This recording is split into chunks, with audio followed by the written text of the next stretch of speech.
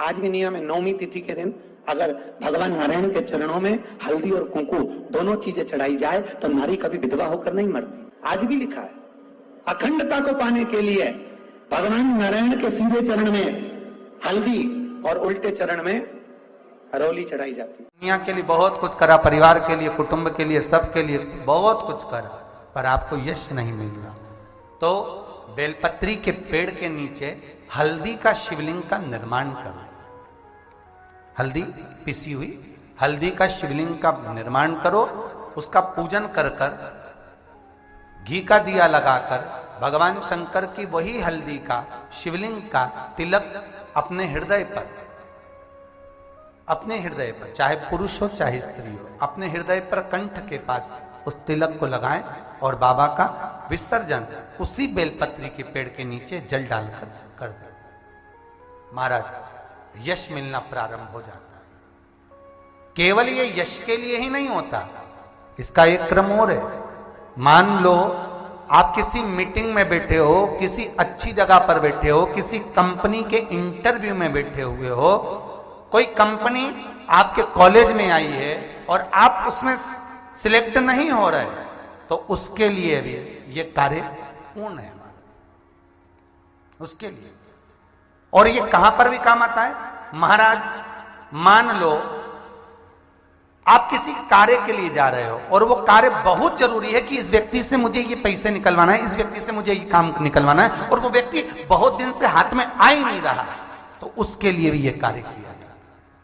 अर्थात कीर्ति शुद्ध हो, पवित्र हो और यश की प्राप्ति। हल्दी का बेलपत्र चढ़ाने का भी एक तरीका होता है, समझ में आता है? सीधा बेलपत्र और उल्टा बेलपत्र समझ लेना, बहुत अच्छे से समझिएगा।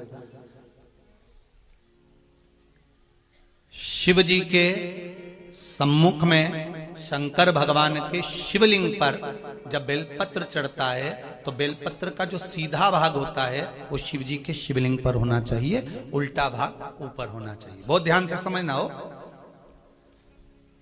जब नंदीश्वर को बेलपत्र चढ़ाते हो, नंदी जो बाहर होता है उसको बेलपत्र चढ़ाते हो, तो नंदी को दो जगह बेलपत्र चढ़ती है, आपको ध्यान में होगा। पहली बेलपत्र नंदी को जब चढ़ती है तो नंदी के सामने चढ़ती है, तो उसका बेलपत्री का जो डंडी का मुख है वो नंदी की ओर होता है और बेलपत्री की पत्ती का मुख शंकर जी की ओर होता है। समझ में आ रहा है सबको? डंडी का मुख, जैसे नंदी ऐसे बैठा है तो डंडी का मुख नंदी की ओर होगा, पत्ती का मुख शिव के, और ये सीधी की सीधी नंदी के सामने नीचे रखा जाती है, नंदी के सामने। और एक बेलपत्र जब नंदी के ऊपर चढ़ती है तो डंडी का मुख शिव जी के ऊपर होता है और इस पत्ती का मुख नंदी के सिर पर नंदी की ओर होता है। ये दोनों में बहुत अंतर है महाराज।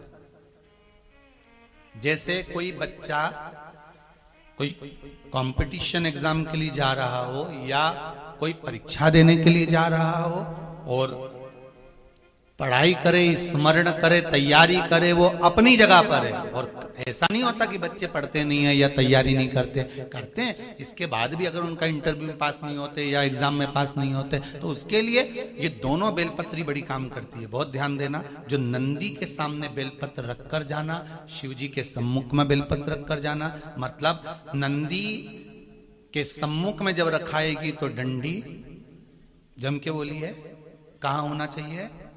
नंदी की ओर, और जब ऊपर रखाएगी तो डंडी शिव की ओर हो। ये दो बेलपत्र रखकर शिव जी का स्मरण कर कर जाएं, कार्य सफलता की ओर बढ़ता है। कोई काम के लिए आप जा रहे हैं तो उसमें सफलता मिल जाती है, उसमें सफलता प्राप्त हो।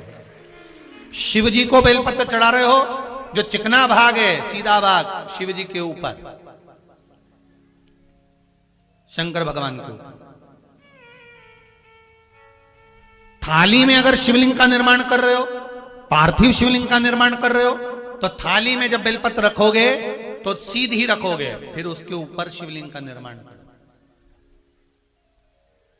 अगर आप निर्माण करते हैं पार्थिव शिवलिंग का और बनाते हैं बेलपत्र का नीचे, महाराज शंभु शरणे पड़ी मांगू घड़ी दे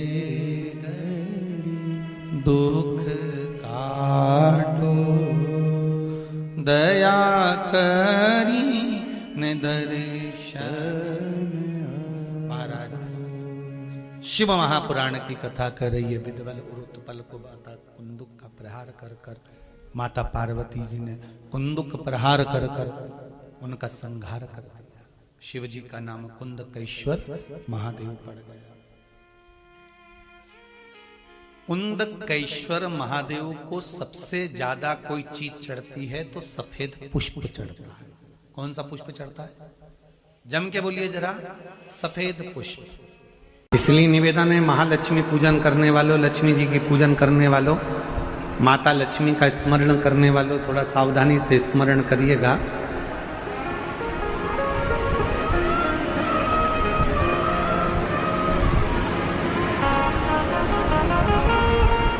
वासुकी नाग की धर्म पत्नी सतशीर्षा,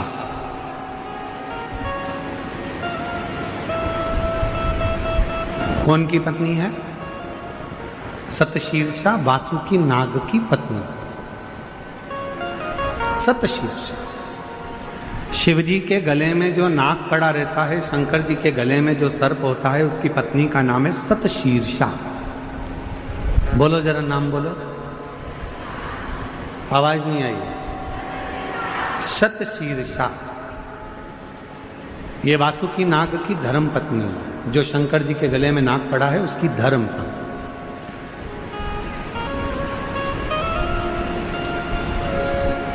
कहते हैं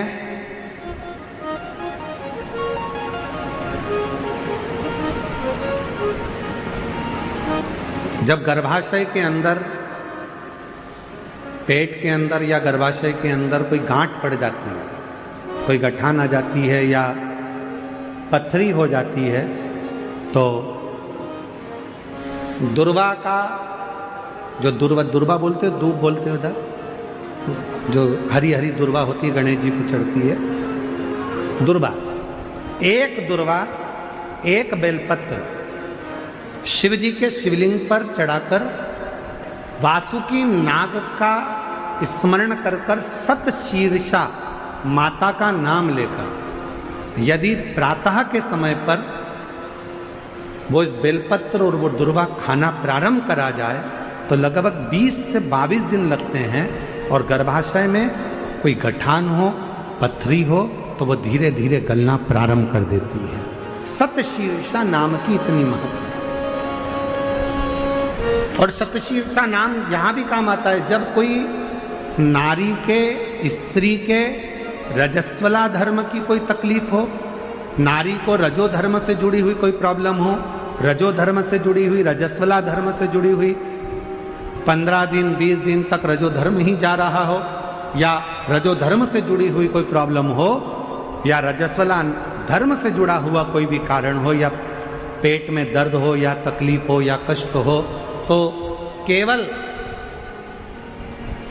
सतशीर्षा का नाम लेकर यदि शिव जी के शिवलिंग पर, जरा समझिएगा,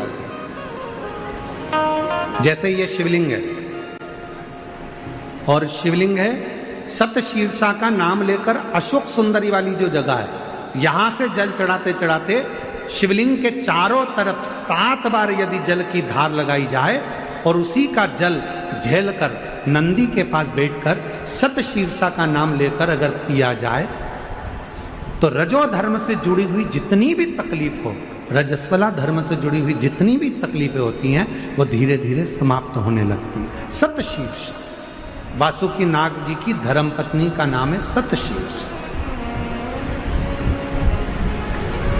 शिव की बड़ी उपासक है सतशीर्षा।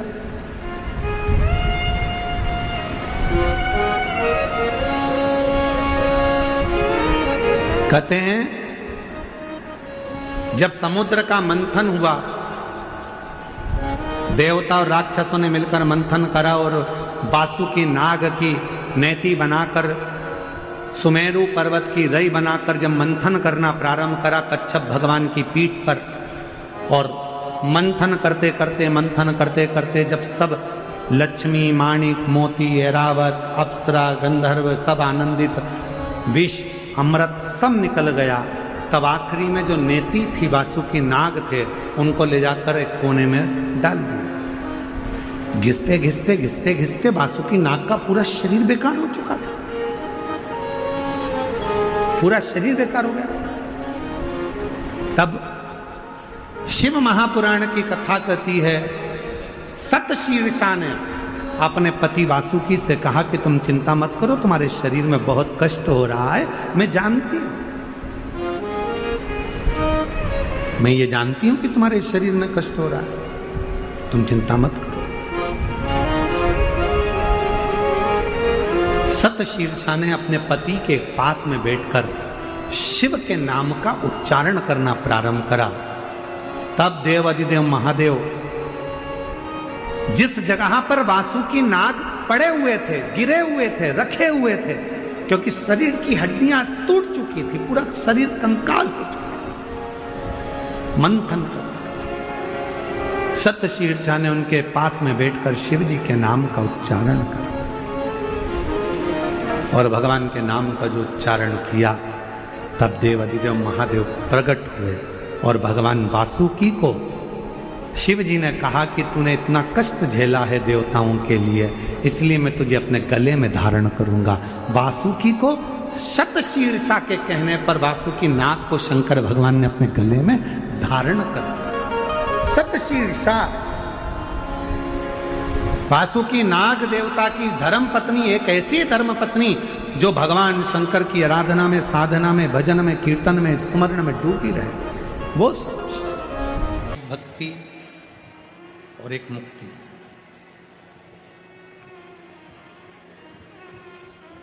दो शब्द हैं। सीधे यदि मुक्ति को ढूंढोगे तो प्राण छूट भी जाएंगे, मर भी जाओगे, चले भी जाओगे, प्राण चले भी जाएंगे, फिर वापिस पुनः जन्म लेना पड़ेगा। रोज जैसे सेट करते हो वैसा कर दो।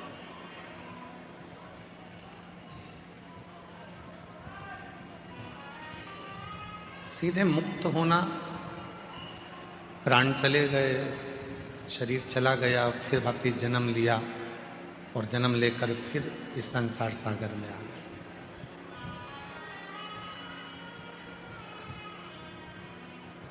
पुनरपि जननम और पुनरपि मरणम के जो प्रपंच है, उसी श्रृंखला में यदि हम चल रहे हैं तो ये केवल मुक्ति का पथ नहीं हो सकता।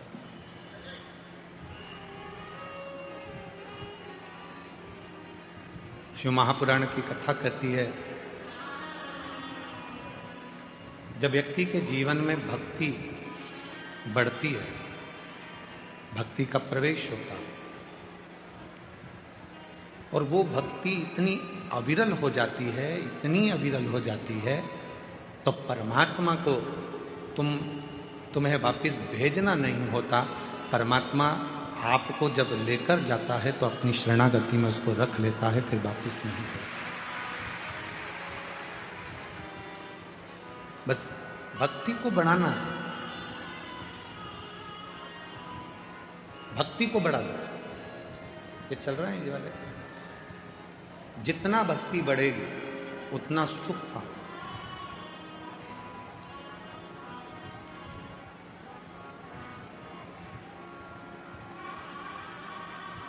मकान लोन पर मिल सकता है, जमीन लोन पर मिल सकती है, गाड़ी लोन पर मिल सकती है, फ्रिज लोन पर मिल सकता है, वॉशिंग मशीन भी लोन पर मिल सकती है, सोना और चांदी भी लोन पर मिल सकता है।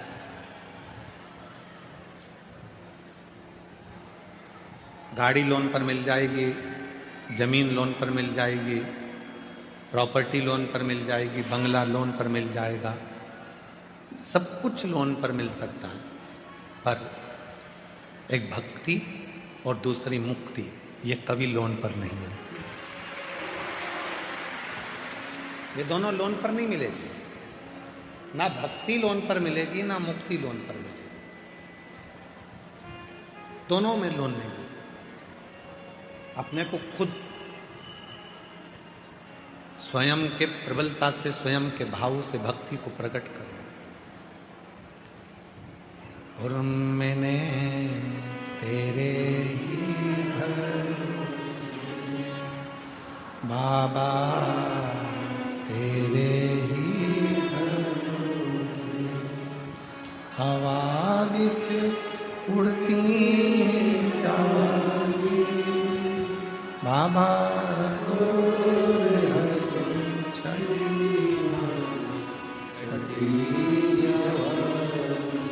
भोले मैं तेरी भगत, शंभू मैं तेरी भगत, हवा बिच उड़ती जावांगी बाबा, डोर हर तो छड़ी कटी। एक भक्ति दूसरी मुक्ति, ये कभी लोन पर नहीं मिलती, कभी लोन पर नहीं मिलेगी। आपको स्वयं धारण करना हो, आपको स्वयं अपने भीतर उतारना हो, और इतनी शिव की भक्ति कर लो, इतनी शिव की भक्ति कर लो कि मुक्ति मांगना ही नहीं पड़े और परमात्मा मुक्त कर दे। इतनी भक्ति कर।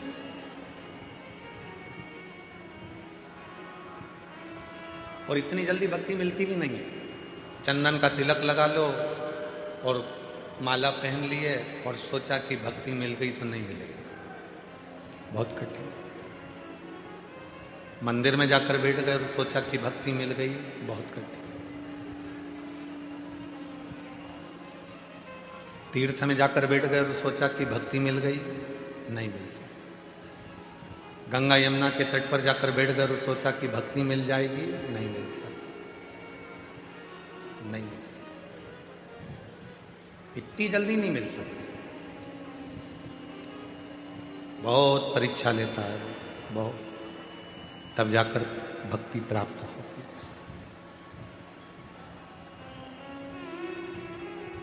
मेरी माताओं, मेरी जीजियों, मेरे जीजाओं, मेरी बेटियों, मेरे बेटाओं, मेरे बुजुर्ग माँ बाप, माता पिता, आपसे एक बात पूछें, जितनी भी मेरी माताएं बैठी हैं, मेरी जीजियां बैठी हैं, जीजाओं से तो इस प्रश्न को हम नहीं कर सकते, क्योंकि हो सकता है कोई कोई जीजा इसका उत्तर भी दे सकते हैं, पर प्रश्न है मेरी जीजियों से।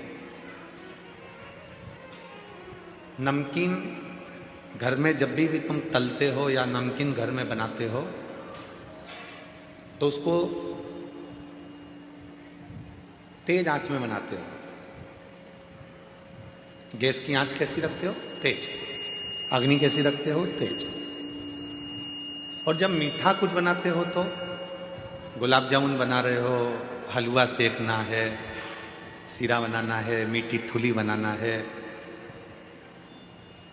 खीर बनाना है, कोई मीठी चीज, कोई पुआ बनाना है, गुजिया बनाना है, मीठा मक्खन पारा बनाना है, मक्खन बड़ा बनाना है, मैसूर पाक बनाना है, घेवर बनाना है, मीठा बनाना है।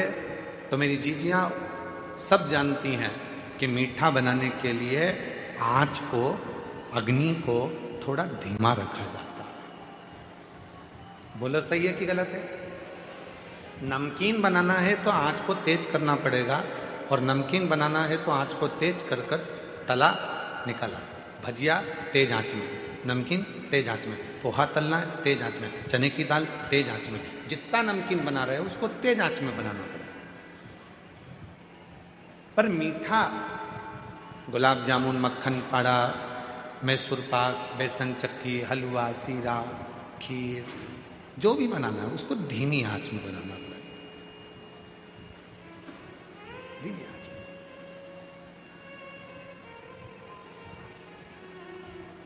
बस भक्ति भी वो मीठा है जिसको धीरे धीरे धीरे धीरे, जैसे आटे को सेको धीरे धीरे, सुगंध आने लगती है आटे के सिकने की, उसके बाद फिर वो हलवा तैयार हो जाता है, सीरा तैयार हो जाता है।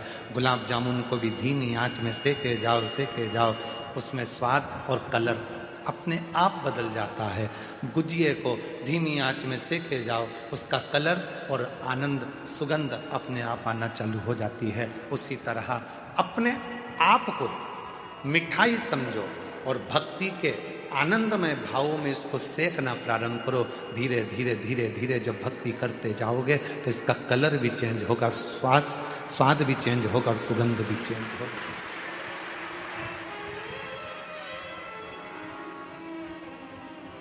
ये चेंज होगा।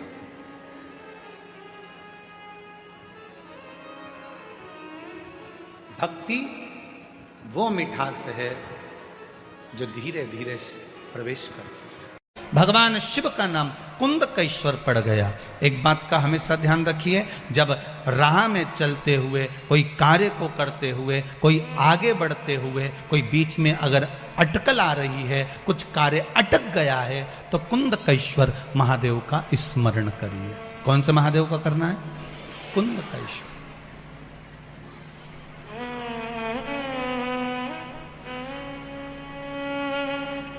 कुंदकेश्वर महादेव का स्मरण करिए।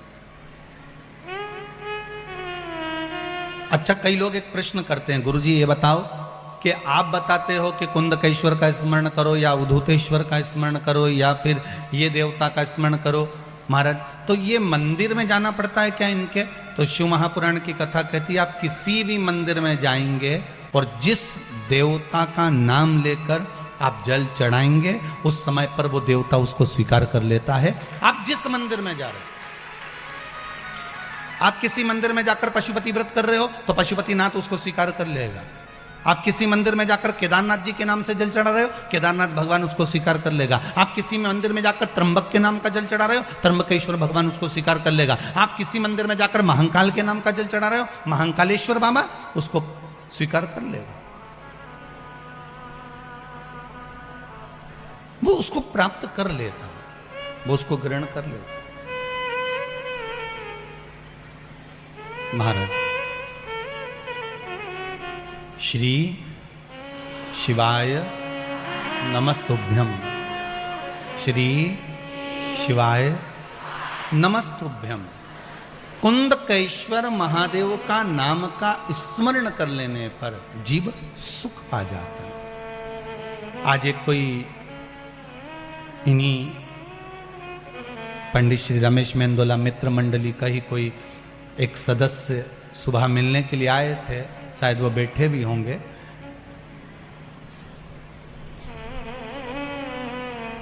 वो जांच की रिपोर्ट लेकर आए थे, उनकी कुछ परेशानियां थी। कहीं बैठे हो तो हाथ जरूर हिलाना भाई हो। तो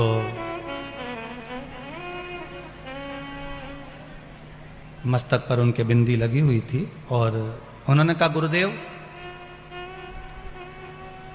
डॉक्टर ने इतनी सारी बीमारियां बता दी थी और बहुत घर के लोग टेंशन में आ गए थे, पर मेरे घर के माताजी ने कुछ उपाय भगवान शंकर के कुंदकेश्वर महादेव के करे और कहा 3-4 दिन से कथा सुन रहे हैं ना, और गुरुजी बोल रहे हैं कि 3 महीने में रिजल्ट आएगा। अगर मैंने दिल से शिव महापुराण की कथा सुनी है तो तू आज जांच करा के आ। सारी जांच भगवान शंकर के भरोसे पर आई।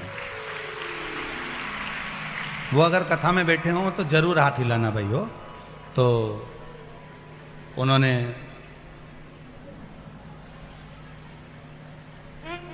रिपोर्ट निकाली और उस रिपोर्ट को दिखाया कि गुरुजी ये सारी रिपोर्ट है। डॉक्टरों ने कह दिया था पहले जब रिपोर्ट जांच करी थी कि ऐसा ऐसा बीमारी है, ऐसा ऐसा रोग है और ये चीज है। और जैसे ही शिव महापुराण की कथा सुनने के बाद मेरी माता के कहने पर मैंने जांच कराई, सब रिपोर्ट अच्छी आ गई, कुछ भी उसमें प्रॉब्लम नहीं, कुछ भी नहीं।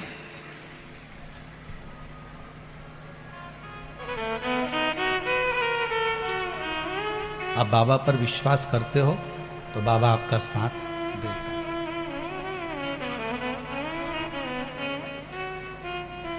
शिव कृपा करता है, ऐसा हो नहीं सकता कि शंकर कृपा ना करे अगर आपका विश्वास प्रबल है। जिस समय कहीं अटक रहे हो, बहुत हम तो यहां तक कहेंगे कि कोई बहुत बड़ी समस्या, बहुत बड़ी प्रॉब्लम सामने आकर खड़ी हो गई है, तो कुंदकेश्वर महादेव के नाम से एक लोटा पानी, उसमें एक सफेद पुष्प डालकर शंकर को समर्पित कर दो, या सफेद फूल शिव जी को चढ़ा दीजिए और उस पानी को भगवान शंकर पर समर्पित कर दीजिए महाराज।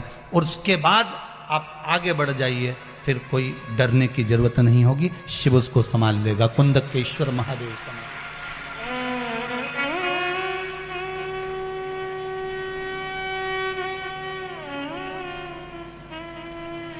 फिर वो देवादिदेव महादेव उसको संभालेगा, उसके सिवाय कोई दूसरा संभाल भी नहीं सकता।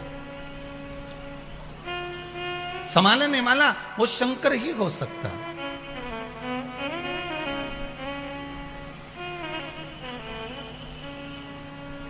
बोलो कुंदकेश्वर महादेव।